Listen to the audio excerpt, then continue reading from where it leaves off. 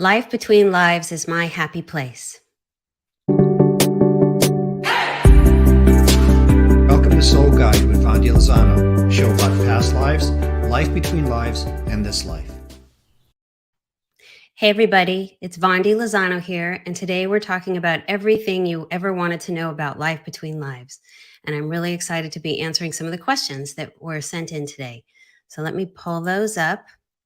So today and this month, we're talking about choosing your happy place, that basically on the other side, they want us to enjoy this life. A lot of planning went into this life. Yes, there are lessons, but there's a lot of beauty and love and joy here, and they don't want us to miss out on any of that. So, is our life between lives a happy place? That's a definite yes. So, we're reunited with our soul family, that group of souls that we incarnate with over and over through many different lives. I had one person describe it as, well, everybody refers to it as home, but one person said it's more like home than anything I've ever experienced on Earth. So it's a beautiful place where we reconnect with the people and the souls that we travel through all our lives with. We reconnect with our sense of oneness. I read something that said, enlightenment is when the drop of water realizes it's part of the ocean. And it's sort of that with us on the other side. We are connected all as one. And then we sort of separate into these little thimbles of lives, these little thimbles of ocean water to come in and learn these lessons. And then we take it back to where we're all one again. So yes, we are happy on the other side. We reconnect with our basic oneness. There's joy, there's singing. There's not so much words, but there's singing and music. Communication isn't through words as we know it. There's games, there's fun, there's play. So, yes, our life between lives is definitely a happy place. And one person asked, do we really know what happens on the other side? And the answer is yes. And granted, this is what we're learning from the sessions we have. So we don't know everything, but we do know some things. And Michael Newton, when he did his work, wrote about it in Journey of Souls, and he did 7,000 cases where people all had somewhat similar, in fact, back then, very similar experiences. Now things are more varied. And there's 200 of us who've been trained by the Newton Institute. Today we call it the Michael Newton Institute out of tribute to him. And together we've done 75,000 cases. So these are some of the places people visit in the afterlife. And in future shows, we'll talk more about them. But a place of healing where we recover if it's been an especially difficult life. Our soul group, which I was just talking about, where we reunite with those souls that we travel through many lives with. Our council, which is those wise elders that oversee our lives, and we go before them to talk about our life goals and our life plan. And we'll answer a little bit of questions about that in a minute today, too. And the place of life body selection, to me, that was the most fascinating when I first learned about this, where we actually chose the life and the body that we're inhabiting today and find out what we were looking for and why we're here and why we chose this specific incarnation. And people go to other planets, they create life in labs, they go to libraries. A lot of the people who come to me go to libraries where they check out books on themselves and read about past lives or books about things they're interested in, love, or one person was reading a book on the brain and learning all about the brain. So yes, we do know what happens. And then there's other places that we're just learning as the souls are going to new and different places all the time. And I mentioned classrooms. That's in a lot of Michael Newton's books. I haven't had as many people go to classrooms, but every now and then where they're in school and learning. Because remember, that's real life. This is where we come to practice what we're working on over there. What about our soul group? Someone asked, will we learn the roles of the key people in our present life? And when we have our session, do we need to name those people that we want to find out about? So we will, when you go to your soul group, you get to learn who's in your soul group and what are their roles that they play in your life and what are their roles even in the group. And you don't have to actually list everybody that's going to show up in your group. A lot of times people are actually surprised who shows up in their soul group. Someone's friend who they're no longer close with will show up, or someone that they're have a little bit of a contentious relationship with, or even an ex-husband. Usually it's people we're close to, but sometimes it's someone that we have a difficult relationship with. And we decided before we came in together these contracts of you're going to be the bad guy and I'm going to be the good guy because I need to work on strength and you need to work on compassion or things like that. Excuse me. So, yes, you'll learn who is in your soul group, but you don't necessarily have to know them all in advance. You'll find out in your session. And someone asked, is it the same counsel each time? So, one of the questions that we ask is, does your counsel change from life to life? And so, depending on the person, they may say, no, these people, these beings have been with me a long time, or they may say, yes, someone's on my counsel for a specific reason. So, they have a special area that they are experts in, and they're helping me with that. And that's why they're on my counsel. And just as a side note, it's usually men and women.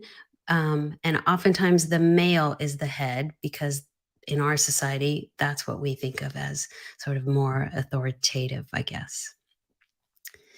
And what about, and you can, by the way, submit any questions now live. I see we have some people joining us live in real time. And for anybody who comments or asks questions, we do have, I forgot to mention at the beginning, special giveaway bags that we created with the beginning of the show.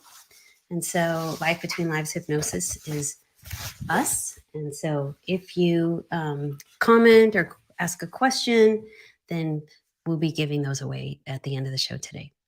So what about our life purpose? Will we learn our purpose for this life? I would say that's the biggest reason people have these Life Between Life sessions is they want to know, who am I? What am I here for? Why did I choose this life? And when you go to your counsel, that's where we focus on that the most.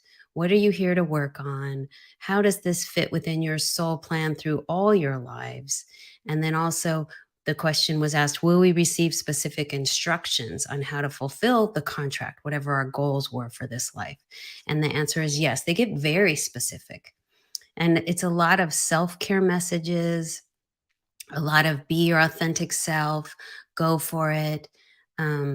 Someone who's given me permission to share her story is my friend Leah. And she asked her counsel, am I on track with my career? And they said yes. And their biggest thing was go bigger, don't play small. In fact, one of the women on the council, the female beings, got right up close to her face and basically kind of said, stop holding yourself back, go bigger. You need to really go for it. And Leah will be on in a future show. And she's an actor, and she just booked a starring role and is getting ready to film a pilot for a new show. So it would be really fun to have her on and telling us all about that. This was a really interesting question. Are we the same people in the afterlife? So it's a yes and no. So what people are wondering is, will my loved one be the same as how I think of them today? So yes, in that we retain certain basic soul characteristics, but we also choose a specific body, life, and along with that, personality for each incarnation for specific reasons. So the soul essence remains the same, but the person may choose a very different life, body, personality to learn specific lessons. So you might have been a pirate many lifetimes ago, and you might be a social worker today. So obviously, those are really different personalities, but your basic soul essence is carried from life to life. And that was one of the things that surprised me and that I loved the most is we don't all just turn into generic angels or, fairies on the other side. We retain our basic sense of personality, I guess, as a soul, and that we're not all just, no, we don't just, even though we're all one, we have unique characteristics. Some souls are more advanced. Some souls are more sensitive. Some are more playful. Some are more mischievous. You've probably heard me talk about the one soul group that was like a rogue soul group, and they were smoking, drinking, hell-raising souls. So I like knowing that we have unique characteristics on the other side. Someone asked, do we keep reincarnating to fix our mistakes? And I think that's a way of looking at things that doesn't I guess we'll say we just know more than we used to, which is we used to think you went from sort of past life to past life and just kind of leapfrogging from life to life, and that you had to fix karma or deal with the sort of sins of the previous lives. But now we know in between each life, you go to the life between lives, where you go to a place of healing and some of those other places I mentioned. And so we don't reincarnate to fix mistakes, we reincarnate to learn specific lessons. So you may be working on compassion, and that's why you chose a really difficult life that has a lot of suffering. That you're an advanced soul, but it doesn't mean you're being punished for something you did in a previous life. So it's not karma in the way people have traditionally understood it. And then when we've mastered these lessons, then we no longer need to incarnate. And then someone asked the question, what about aliens in the afterlife? Which I know sounds way out there, but I have had people from other planets, which I think we would refer to as aliens, in sessions, and usually they're very advanced souls. And oftentimes they have come here. Well, first of all, they're usually uncomfortable in this life, uncomfortable in this world, on this Earth planet. And that's because they're from other planets. And also, they are usually here to bring healing and raise our vibrational level. They're not usually here for their own benefit. So the questions that we ask are usually, why did the person choose this life and what are they here to learn? And with the more advanced souls and the what we now call traveler souls from other planets, usually they are incarnating among us to help us here on Earth, not for their own personal development. And then I just wanted to answer a few frequently asked questions that I get asked when people book sessions. So one is, can anyone be hypnotized? And I suppose there's, quote, research out there that says a small percentage cannot be hypnotized, a small percentage go really well, and the majority of people do just fine. But I would say I regularly have people come to me who say they can't be hypnotized or they have no hypnosis experience, and I have hardly ever had any trouble. I recently had one person who got a little bit stuck, but my sense is they weren't quite ready, and that when you're ready, it flows. And we can always do a pre-hypnosis session if people want, but I don't do that usually. And if you're ready, if you do any sort of meditation or guided imagery, it's just the same. In fact, that's another question. What does it feel like to be hypnotized? It's just that very relaxed place, only you go a little deeper. We are trained to take you even a little deeper into that relaxation, deep enough that you're open and able to access your immortal soul memories of your life between lives and your previous lives. Will I remember what happens? Yes.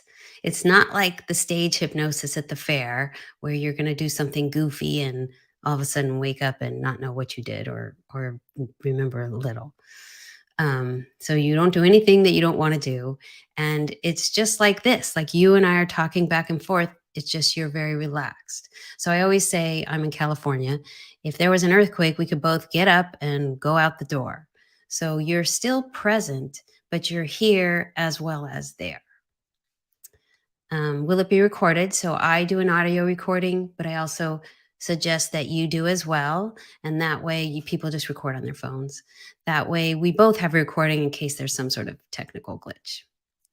And this is the biggest one. How does it work remotely? I love it when you can come in person, but a lot of people are far away, and I would have never guessed we could have done it over Zoom. In fact, previous to COVID, we were not allowed to do these sessions over Zoom. The Life Between Lives Michael Newton Institute wanted us only to do it in person to deliver a quality product, a quality session. So you got the most out of it. But with COVID, obviously everything changed, and they even provided support to us so we could learn how to do it in a way that you would still get the same type of session, the same type of experience. So we even offer a little pre-session where we practice and make sure all the technology is working, that I can see you and hear you, and you can see and hear me. And I've had one session where we lost our internet. Well, actually, another one where I lost the internet, they didn't. And both times we recover. It's so funny because after we reconnect the internet, I do all this counting to help someone get back into the place. And they tell me as soon as I lay down, I was back in the castle, on the prairie, wherever it was that they were. And remember, spirit doesn't care if we're in the same room or in different countries. It doesn't matter to them. There's no distance, there's no time. So the sessions work beautifully remotely, just like in person. So let me see if we have any other questions. I'm not seeing any. So just a couple things that I wanted to mention that were related to questions people asked, which is when you have the Life Between Lives session, you can bring questions and a list of people. And your list of people is the 5 or 10 people that are important to you. And these are so I know who people are when they show up in your soul group. So when you say, oh, John's here, I know, oh, John is my husband, or John is your son, or oh, Susie's here. And I know, oh, that's your long lost childhood friend who passed away when you were young. So it's just so I don't have to stop and go, okay, who is that? Because I want you to be in the experience, not having to catch me up. So you can bring a list of 5 or 10 people, living and or people who have crossed over. And then the really interesting part, I think, is you can bring a list of 5 or 10 questions. And people usually ask, these are the questions people ask, who do I put on my people list and what kind of questions do I bring? So most often people ask the questions about the big questions. What is my purpose? Why am I here? And encouragement or feedback or help with their direction or where they are and even maybe what they're struggling with. So I think we hit all the questions and the frequently asked questions, and I'm not seeing any comments pop up, but it is nice to see people on the live stream. I have a little thing that tells me there's people over here. So thank you. It's nice to see you. I'm really glad you're here today. And the person I was referring to just chimed in. So much clarity after a session. Absolutely. Yeah, I loved Leah wrote a little blurb for my website. She said, the grass is greener, the colors are brighter. It just life was turned up a notch. It was really amazing. And she had a beautiful session. So thank you for chiming in, Leah, and for being here with us today. So I'm going to look up at my list of things to share with you. So I'm going to wrap up the talk part. And thank you for the little heart smiley faces, Leah. And again, thank you for those of you who are here live and those of you who join us afterward. So feel free, even once this is posted, to post comments and I will answer them.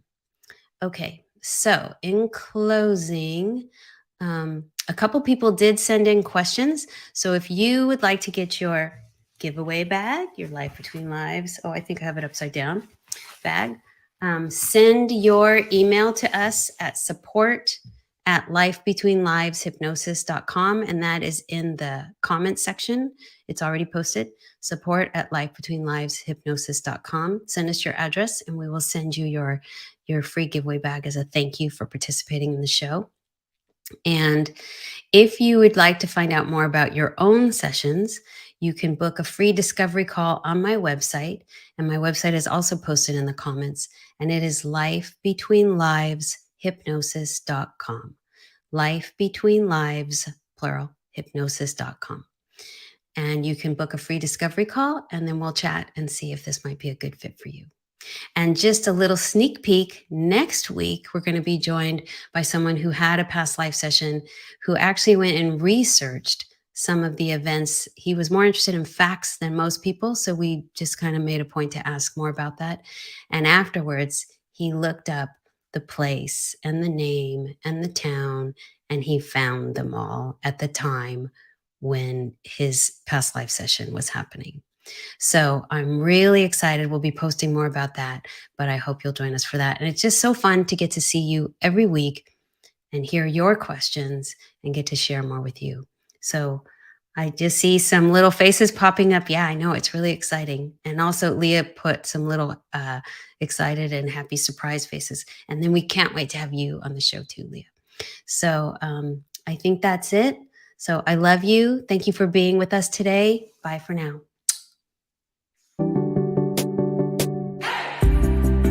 Thank you for watching. Remember to like, subscribe, and follow. Join us next week for another episode of Soul Guide.